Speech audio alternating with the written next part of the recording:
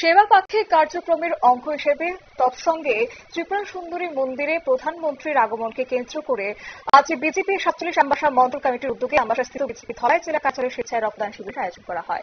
এই রক্তদান শিবিরে উপস্থিত ছিলেন বিজেপি ধলাই জেলা কমিটির সভাপতি পতিরাম ত্রিপুরা, সাধারণ সম্পাদক গোপাল সূত্রধর, 47 আমবাসা মন্ডল কমিটির সভাপতি অজয় অধিকারী সহ অন্যান্যরা। কি রয়েছে বিস্তারিত শুনুন।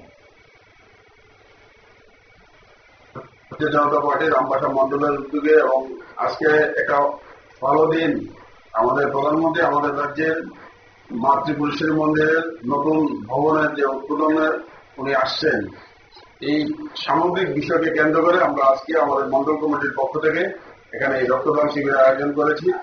আমরা আজকে এই রক্তদাতা মোটামুটি আমাদের কাছে যে খবরটা রয়েছে প্রায় 50 জনের মতো রক্তদাতা আজকে এই রক্তদান শিবিরে অংশগ্রহণ করবেন। এই রক্তদান শিবিরে 25 জন রক্তদাতার স্বেচ্ছায় রক্তদান করেন। পাশাপাশি বিজেপি ধলাই জেলা কমিটির উদ্যোগে প্রধানমন্ত্রী নরেন্দ্র মোদীর বিভিন্ন ছবি এবং জীবনী নিয়ে এক চিত্র প্রদর্শনীর আয়োজন করা হয়।